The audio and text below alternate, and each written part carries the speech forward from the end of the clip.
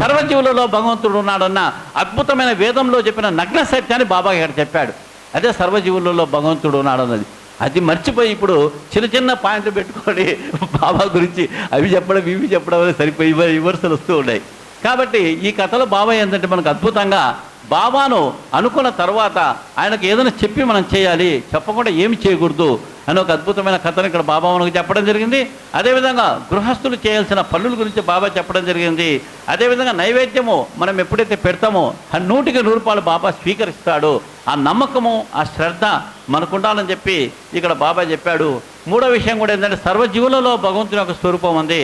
భగవంతుని యొక్క స్వరూపం లేని జీవులు లేవు, సర్వజీవులు కూడా భగవంతుని యొక్క స్వరూపము అని చెప్పి బాబా ఇక్కడ అద్భుతమైన నగ్న సత్యాలు మనకు ఈ 9వ అధ్యాయంలో స్పష్టంగా మనకు చెప్పడం జరిగింది. అదేవిధంగా 10వ అధ్యాయము అద్భుతమైన అధ్యాయం 10వ అధ్యాయం.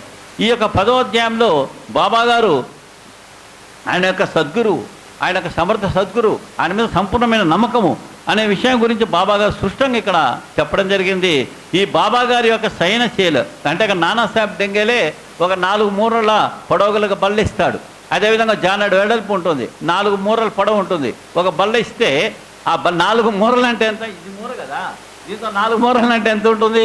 కనీసం 4 అడుగులు ఉంటుంది, అంతే కదా, 4 అడుగులు ఉంటుంది. ఏంటి ఆ యొక్క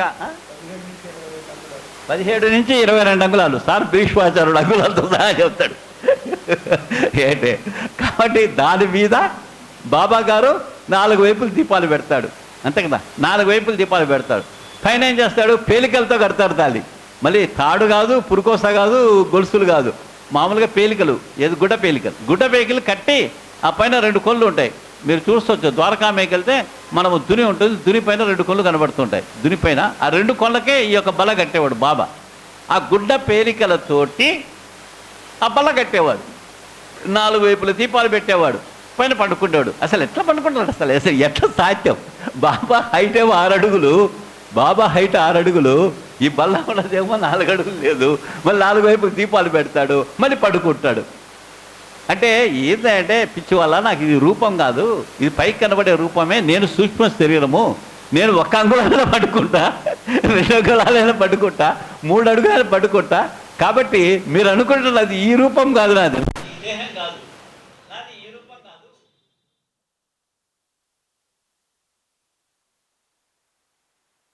ఇక బాబా తల్లిదండ్రుల విషయం కానీ, బాబా జన్మ వృత్తాంతం కానీ అది ఒక పెద్ద మిస్టరీ అండి. అది మనకు అర్థం కాదు, మనకు తెలియదు. అంటే రకరకాల వాళ్ళు రకరకాలుగా చెప్పారు మహాత్ములు. ఏంటి భగవాన్ సత్యసాయిబాబు గారు ఒక కథ చెప్పారు, శరణానంద గారు ఒక కథ చెప్పారు.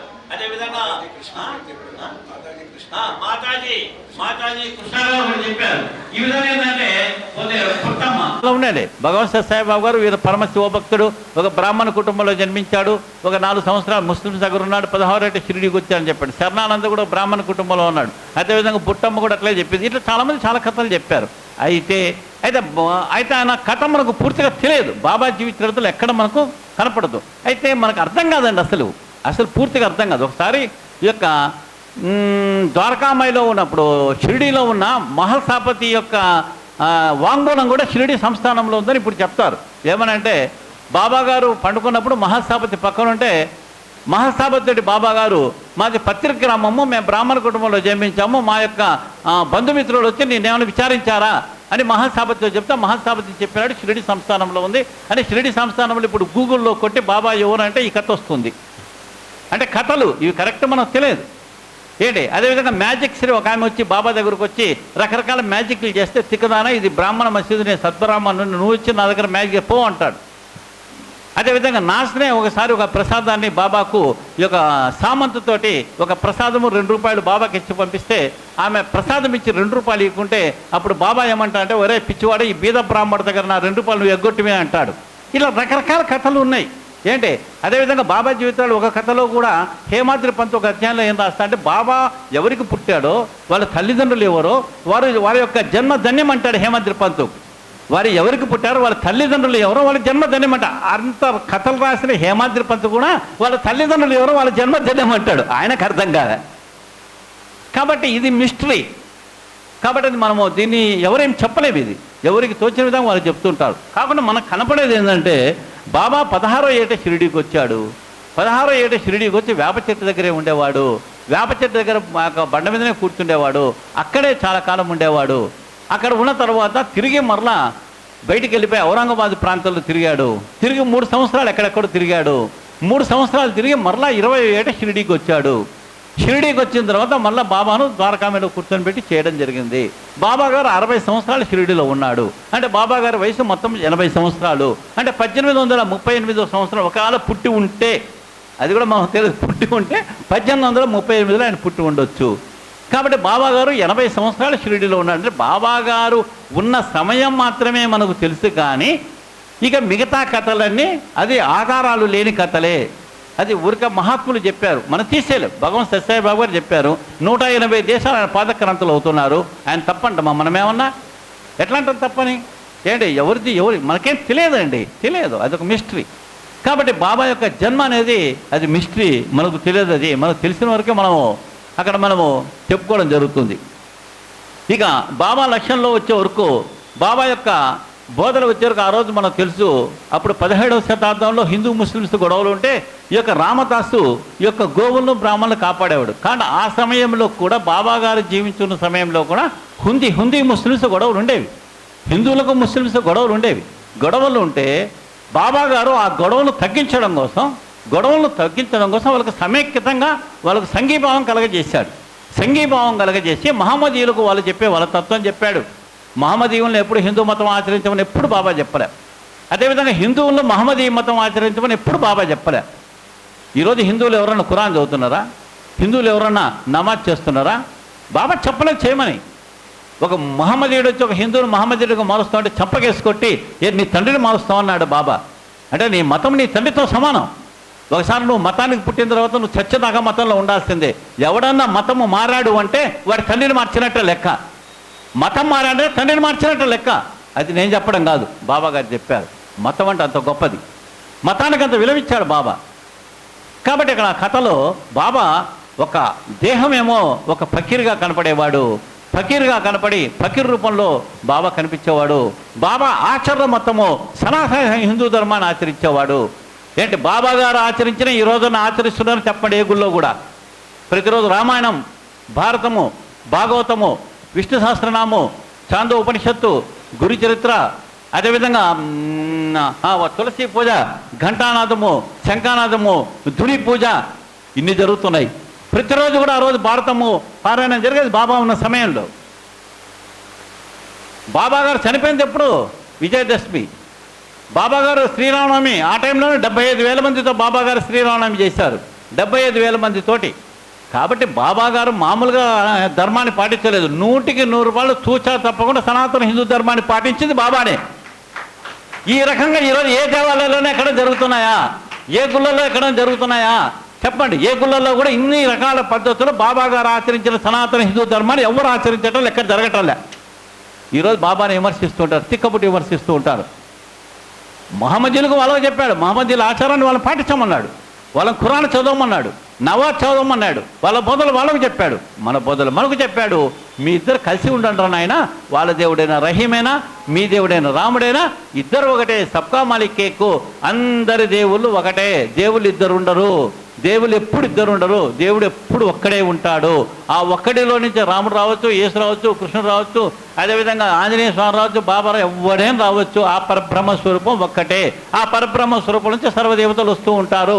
వారికి రకరకాల పేర్లు ఉంటాయి, రకరకాల నామాలు ఉంటాయి, రకరకాల మార్గాలు ఉంటాయి, రకరకాల మతాలు ఉంటాయి, రకరకాల మామూలుగా ఈ యొక్క ఇది ఉంటాయి. కాబట్టి ఏంటంటే భగవంతుడు ఒకటే అని బాబాకి నగ్న సత్యం చెప్పాడు. మీరు కొట్టుకోవద్దు. ఎందుకు కొట్టుకుంటారు? మీ మతం మీరు ఆచరించుకోండి, మీ దేవుని మీరు పూజించుకోండి, మీ మతం మీరు ఆచరించుకోండి, మీ దేవుని మీరు పూజించుకోండి అని బాబా చెప్పాడు. కాబట్టి మన హిందువులకు మనకు చెప్పాడు, మహమ్మదీయులు చెప్పాడు. ఈరోజు అనేక మంది విమర్శిస్తుంటారు. నేను ఒకటే అడుగుతున్నా, ఈరోజు బాబా భక్తులలో మతం మారిన వాళ్ళు ఎవరు ఉంటారు చెప్పండి? ఎవడు మారు? నిజమైన బాబా భక్తుడు వాడు ప్రాణమైన పోగొట్టుకుంటాడు, కానీ మతం మారుడు. ఎందుకంటే బాబా చెప్పాడు కాబట్టి. కానీ పరిమాణంలో చాలామంది ఈరోజు మతం మారుతున్నారు. ఆ మతం మారే వాళ్ళకు ఈ విమర్శించే వాళ్ళని అడగరు. వాళ్ళ ఇంట్లో మతం మారితే అడగరు, పక్కింట్లో మతం మారితే అడగరు, అదేవిధంగా ఊర్లో మతం మారితే అడగరు. బాబా భక్తులు అడుగుతారు. ఆయన మహమ్మదీయుడు అంటగా, అదంటగా, ఇదంటగా, ఇది అడుగుతారు ముండాకులు అందరూ. అసలు అది అడగొచ్చుగా. నీకు జరిగే పక్క నీ చుట్టుపక్కల ఇన్ని జరుగుతున్నాయి కదా మత మార్పిళ్ళు. ఆ మత మార్పిళ్ళపై అడుగు. అవి అడగరు, ఇవి అడుగుతారు. కాబట్టి ఏంటంటే బాబా అన్ని మతాలను సమానం చూశాడు, అన్ని మతాలను గౌరవించాడు, అన్ని మతాలను సమానం చూసి అన్ని మతాలకు అందరినీ గౌరవించాడు. ఎవరి మతాన్ని వాళ్ళు ఆచరించమన్నాడు, ఎవరి ధర్మాన్ని వాళ్ళని ఆచరించమన్నాడు, ఎవరి సంప్రదాయాన్ని వాళ్ళు ఆచరించమన్నాడు, అందరినీ గౌరవించాడు. అది బాబా సంప్రదాయము. కాబట్టి ఆ రకంగా బాబా చెప్తూ అక్కడ బాబా ఒక అద్భుతమైన సూక్తి చెప్పడం జరుగుతుంది ఈ కథలో, ఈ యొక్క 10వ అధ్యాయంలో. ఇక్కడ హిందూ మహమ్మదీయుల యొక్క ఐక్యత గురించి చెప్తూ అక్కడ బాబా ఏం చెప్తాడు అంటే, మీరు ఐక్యంగా ఉండి జాతీయ ఐకమత్యాన్ని కాపాడండి అని బాబా చెప్తాడు. ఇది చాలామంది పాయింట్ పట్టుకోరు. ఆ పాయింట్లో ఏముంటుందంటే, ఈ యొక్క హిందువుల దేవుడైన శ్రీరామచంద్రుడు, మహమ్మదీయులైన రహీము అందరూ ఒకటే అని చెప్తూ జాతీయ ఐకమత్యాన్ని కాపాడండి అంటాడు. అక్కడంటే బాబా పాయింట్ ఏంటంటే, జాతీయ అంటే ఏం చెప్పండి. జాతీయ అంటే నేషనల్, నేషనల్ అంటే భారతదేశము, భారతదేశం అంటే ప్రపంచానికి గురువు.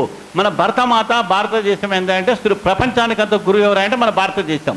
పిచ్చి వాళ్ళారా, మీరు కట్టుకొని అనవసరంగా మా భారతదేశాన్ని ప్రతిష్ట నాశనం చేస్తున్నారు. భారతదేశం ప్రతిష్ట మీరు నాశనం చేయొద్దు. ఈ భారతదేశము ఈ విశ్వానికి, ఈ ప్రపంచానికి ఒక ఉన్నతమైన గురుస్థానం ఉంది. మీరు కొట్టుకొని ఈ యొక్క దేశం యొక్క ప్రతిష్టను దిగదార్చవద్దు. జాతీయ ఐకమత్యాన్ని పెంపొందించండి అని అక్కడ అద్భుతమైన ఒక మాట చెప్తాడు బాబా. అంటే బాబా చెప్పింది అంటే జాతీయ ఐకమత్యం గురించి అక్కడ బాబా అద్భుతంగా చెప్పడం జరిగింది. చెప్తూ చివరిగా అక్కడ ఏం చెప్తాడంటే బాబా, మీరు ఎప్పుడైనా ఏం చేసినా కూడా మేలు మాత్రమే చేయండి, ఇతరులకు కీడు చేయొద్దు అని బాబా స్పష్టంగా చెప్పాడు. ఎల్లప్పుడు చేసినా మేలు చేయండి, కీడు చేయొద్దు. మొత్తం దాంట్లోనే ఉందండి. కర్మ సిద్ధాంతం మొత్తం దాంట్లోనే ఉంది. కర్మ సిద్ధాంతం అంటే ఏంది? మన ఎన్ని కథలు చెప్పినా, ఎన్ని పురాణాలు చెప్పినా, ఎన్ని రామాయణాలు చెప్పినా అన్నిట్లలో కనపడేది కర్మ సిద్ధాంతమే. కర్మ సిద్ధాంతం అంటే ఏంది? మంచి చేస్తే మంచి జరుగుతుంది, చెడు చేస్తే చెడు జరుగుతుంది. Simple point. అంటే బాబా ఒకే ఒక మాట చెప్పాడు, ఎప్పుడు ఏమాత్రం చేస్తే మేలు మాత్రమే చేయండి, చెడు చేయొద్దు అన్నాడు. అంటే నీవు చెడు చేయకుండా నీకు పాపం ఎక్కడుంది? అసలు కర్మ ఎక్కడుంది? నీకు బాధలు ఎక్కడున్నాయి? నీవు చెడు చేయకుండా ఉంటే నీకు కర్మ లేదు. ఇంకా నీ జీవితం ధన్యమే. నువ్వు చేస్తే మంచి చేయి, లేకుండా మెదలకుండా ఉండు, నమస్కారం చేయి, అంతే. చేస్తే మంచి చేయండి, లేదంటే నమస్కారం చేయండి, అంతే. చెడు చేయొద్దు. చెడు చేయకుండా ఉంటే మనిషికి కర్మే లేదు, కర్మే లేదు. కాబట్టి కర్మ మార్గాన్ని సృష్టంగా ఒక్క మాటలో చెప్పి, ఎప్పుడైనా మంచి చేయండి, చెడు చేయొద్దు అని చెప్పి బాగా సృష్టంగా చెప్పడం జరిగింది.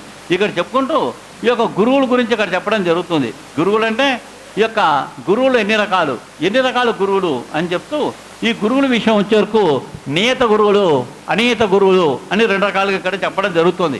అంటే నియత గురువులు అంటే నియమించిన వారు, అంటే ఇప్పుడు పీఠాధిపతులు ఉన్నారు, మహాత్ములు ఉన్నారు, ఈ విధంగా భారత భాగవత వేదాలు గ్రంథాల గురించి అద్భుతంగా చెప్పే ఉపన్యాసం చెప్పే వాళ్ళు ఉన్నారు, ఆధ్యాత్మిక మార్గాలను నడిపించే వాళ్ళు ఉన్నారు, బోధనలు చేస్తూ ఉన్నారు, మంత్రులు, వీళ్ళంతా గురువులే. కాకుండా అనియత గురువులు అంటే వీళ్ళు నియమించబడిన వాళ్ళు కాదండి, సాక్షాత్తు ఆ యొక్క భగవంతుని యొక్క స్వరూపం నుంచి వచ్చిన వారే. ఆ భగవంతుని నుంచి స్వరూపంలో వచ్చిన వారు అనియత గురువులు. ఈ అనియత గురువులు కూడా ఎప్పుడు కూడా వీళ్ళకు కీర్తి మీద